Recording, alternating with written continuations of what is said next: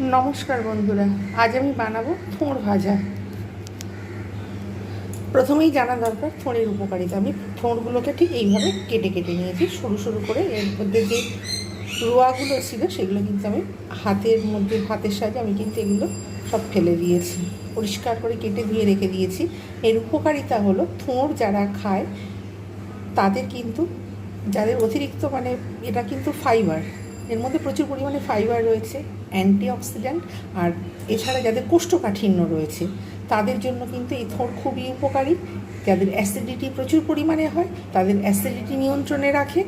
এছাড়া যাদের শরীর প্রচণ্ড পরিমাণে দুর্বল হয়, যারা শরীর নড়তে চড়তে পারে না, তাদের জন্য কিন্তু এই থোড় খাওয়া খুবই উপকারী। এছাড়া যারা কোষ্ঠকাঠিন্যের মধ্যে রয়েছে তাদেরও কিন্তু থোড় খাওয়া খুবই উপকারী। আর রক্তাল্পতা যাদের রয়েছে তাদেরও থোড় খাওয়া খুব দরকার। মেমোরি যাদের কমে যাচ্ছে তাদের জন্য কিন্তু থোড় খাওয়া খুবই দরকার।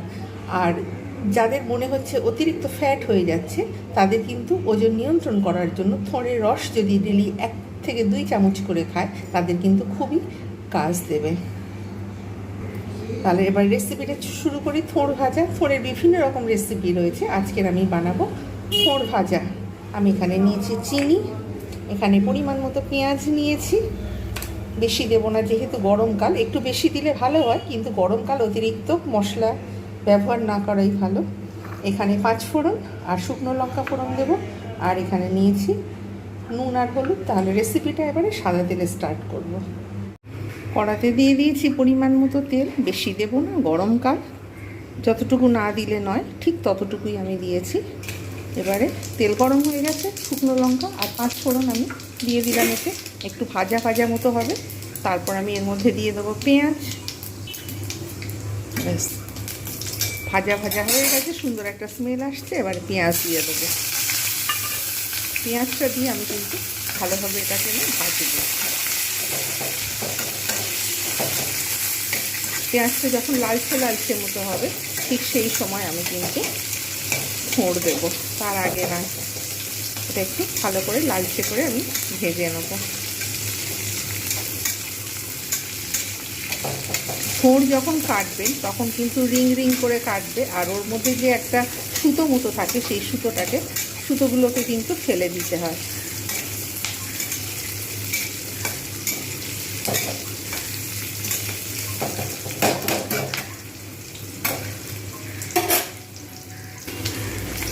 দেখা যাচ্ছে পেঁয়াজগুলো কিন্তু একটু লালচে লালচে ভাব অলরেডি চলে এসেছে। এবার বাকিটা যখন থোড় ভাজবো ওর সঙ্গেই কিন্তু ভাজা হবে।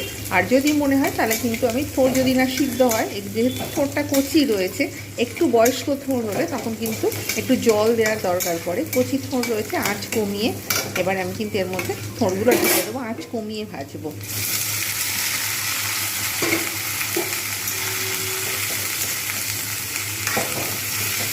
আমি এগুলো উল্টে পাল্টে ভালো করে নেব।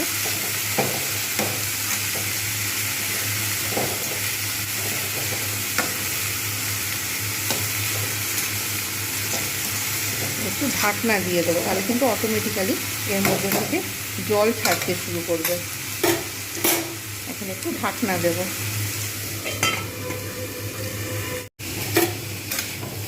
একটু পরে চলে এসেছি।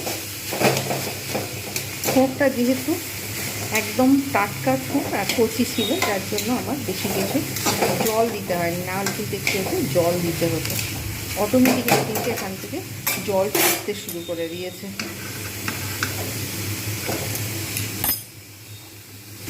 এইবারে আমি এতে লবণ আর হলুদটা দিয়ে দেবো। আঁচটা কিন্তু কমিয়ে রাখবো, জোরে মোটেও দেবো না।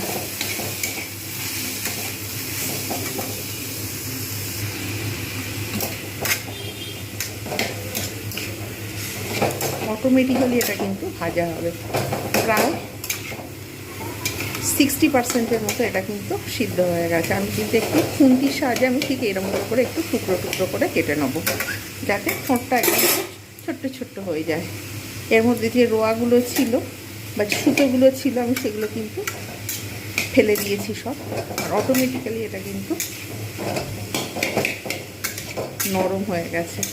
এবারে যেহেতু লবণ আর হলুদ দেওয়া হয়েছে আরও সফট হয়ে যাবে। আর এখন আবার জল ছাড়তে শুরু করে দিয়েছে। পরে চিনিটা দেব। চিনি আপনারা যেমন খাবেন সেরকমভাবে দেবেন।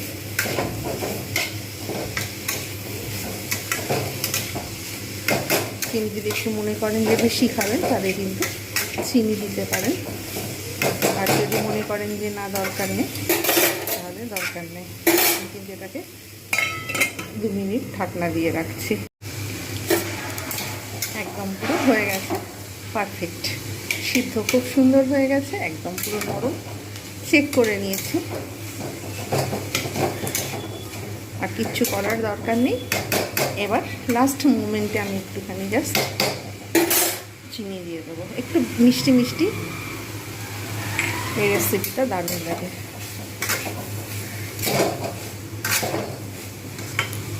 ঠিক এইভাবে আপনারা অবশ্যই বাড়িতে ট্রাই করবেন, দেখবেন গরম ভাত রুটি সব কিছুর সঙ্গে কিন্তু রেসিপিটা দুর্দান্ত লাগে।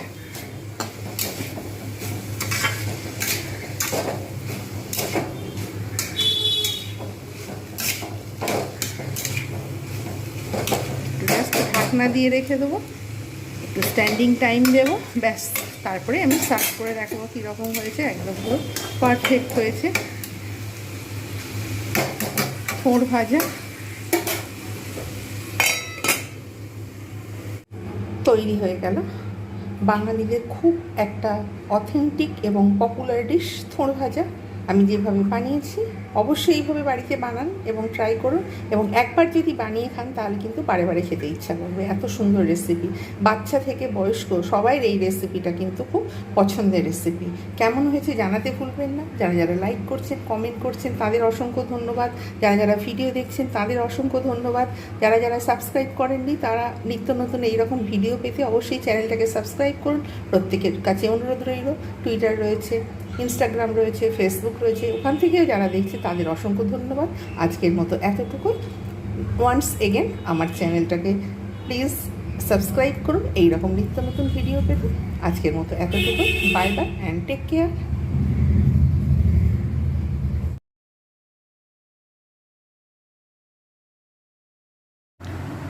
গুড মর্নিং গাইস, আমি ভালো আছি, নিশ্চয়ই তোমরাও সকলে ভালো আছো। সকালের বেলায় মনে হলো যে আমি এই সময় চা খাচ্ছি, নিশ্চয়ই সকলে তোমরা চা খাচ্ছ, তাই আমিও একটু ভিডিও করে দেখিয়ে দিলাম আমিও তোমাদের সঙ্গে চা খেতে বসেছি। প্রত্যেকের কাছে অনুরোধ রইল আমার রিলস দেখে আমার পেজটাকে সকলে ফলো করো, কমেন্ট করো,